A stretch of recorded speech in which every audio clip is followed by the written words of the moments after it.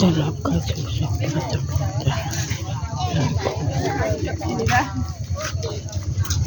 ำตลาดหน่อยเนาะตลาดบ่มีอ่ะตลาดมันมีซื้อเป็นไงเพราะว่าตลาดนัดต้องไปสิ่งที่บ้านเขาได้กระสิ่งให้เลยบอกสิ่งมันก็สิ่งไว้แบบนี้ลืมรถเขามันให้หลายสงสารมันกำลังกอดมันเลยรู้ว่านี่ก็รู้ใช่แล้วเขาเคยเห็นฮะเขาคนปั่นจักรยานเขาเจอมาเขาเจอเขานี่นะเขาบอกว่าจะลุกเที่ยวตลาดอยู่แล้วนั่งฟุตบอลไม่ได้ฮักหรอเราบ้านเย็บหรือสักอย่างนะแขนตัวมันสุดจากเลยมัน10 บาทมันหนึ่งก้อนมาอันแบบนี้เบิดแหละคือใหญ่ใช่ปะแหละมันเป็นฟรีไซส์เลยจ้ะอันนี้10 บาทอันนี้ส้นละ20อันหัวยางละ20อะไรหัวยางนี่20ถ้าตรงธรรมดานี่10 บาทจ้าอ๋ออันนี้นี่ก็เจ้าจ้าได้ส้นมันน้อยอยู่บ่เนี่ยไม่เด็กเขาก็ทำฟรีไซส์บ่ค่อยมันใหญ่หลายมันตวงของค่อยแข้งน้อยเบิ่งชงกันเด้อก็เยอะเอาดำนานะใช่ดำนาคือสิบ่น้อย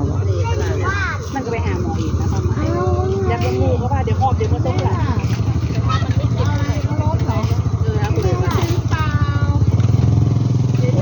ตัวนี้จ้าถุงมือเด็กไม่อยากบอกไม่น้อยถุงมือบ่เคยใส่ดอกดำนานะใส่บ่โอ้สั่งเถอะกินมะแรงมาเลยไอ้ขอไปหามาปะเดี๋ยวไปดูต้นไม้ก่อนได้ยังวะเพลินน่ะอยู่ใส่อยู่ในบุพเพโอ้โห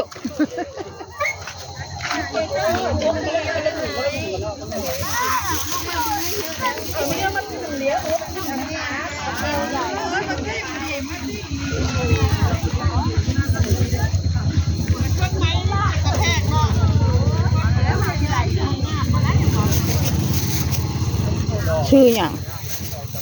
เพลอชื่อหมูอันนี้หมูนะใช่ตาลีเมื่อเหรอยังขนาดตาลีป่านนี้ท่านเจอเดี๋ยวซื้อต้นไม้ก่อนจากบ้าน50 บาทก่อนดอกอันนี้จะมีเขาได้กินอยู่ผู้กับผู้มะคุ้งยังอะไรมะคุ้งน้อยบ่ฮะเอาไปเลี้ยงสิเลืองงัวนะคือบ่เห็ดปล่อยโคกแล้วบ่จักเขาไม่เขาไปเลี้ยงไม่ได้ไปเลี้ยงเขาไม่เลี้ยงงูของเขาเอามีแม่ของเขาเขาไม่ได้มีแล้วเขาไม่ได้สักตัวไม่ได้มันลำบากเนาะขายโลดเนาะแม่นบ่มีเวลาเขาจะไปกินของเขาไปเป็นทูตเขาในความเสียเงินเลยเนาะไปเป็นกระดาษต้นยาง200จ่ายเบิดที่นั่นอะไร200อันนี้ต้นสักบาทพังนาวอ่ะนะจริงก็10เอาให้แน่80 บาทแม่ถ้าแม่แก้ส้มแม่กินเท้าใส่เด้อกินเท้าดังไฟนะทุบใส่เงามันน่ะเยอะธรรมดาทุกอาทิตย์3 ต้นร้อยเยอะละ10ต้นละ10น้ำโบได้เอามาแล้วครับต้นละ20เลยบ่อันนี้ต้นมันใหญ่ต้นน้อยไม่ได้เอามาแล้วต้นละ10 บาทถ้าอยากได้ก็สั่งได้จะมา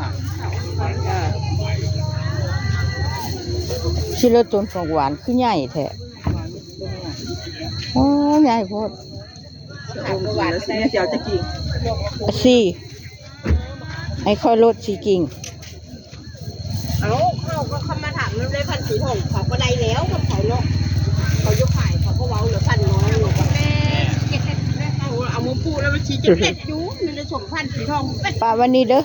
เดี๋ยวชิมมาเอาว่าแต่ว่าจะได้มะขามหวานอันฟักโค้งๆมารสดีแก่ฟักยังปลาโค้งนั้นเป็นฟักชมพูนะมันเป็นพันธุ์ไปเบิ่งพุ่นแม่จะเปรี้ยวหวานพันธุ์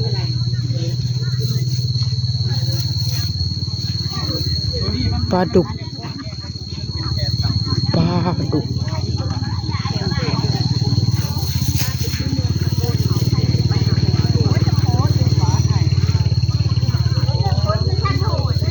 ยามเปิดไข่นะโบพอดควายห้องบนสิเลยยามเปิดไข่เรื่อย เอาไปทั้งเลิกก็ทิ้งไปเอาไปอันนั้นนะพยายามมีจะได้ก็หัวจะโปรดมาแล้วถึงแล้วหัวจะเพิ่มมาตาย ๆเสียอะไรได้อะไรกู โอ้ยมันชอบเดียวนะ เขาเหลือจะไม่พูดนะ จะเอาไปสิเอาไปให้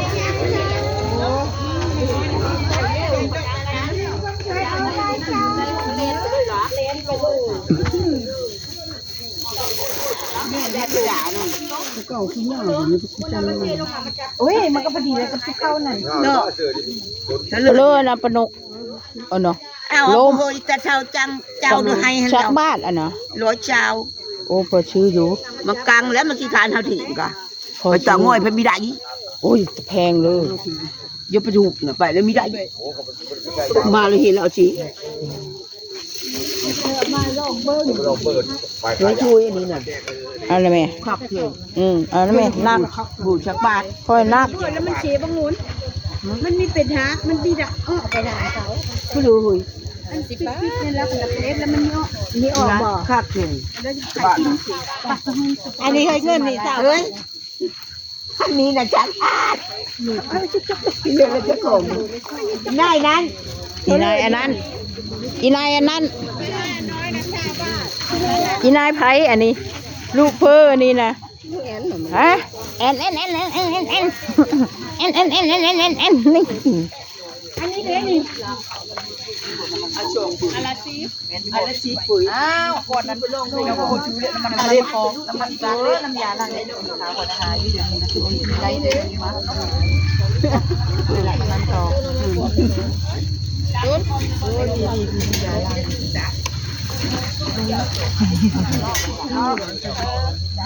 ชื่อมีดชื่อควานแล้วก็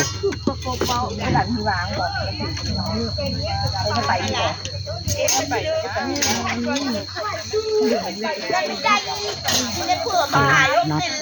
บ้านกกตูมเดิม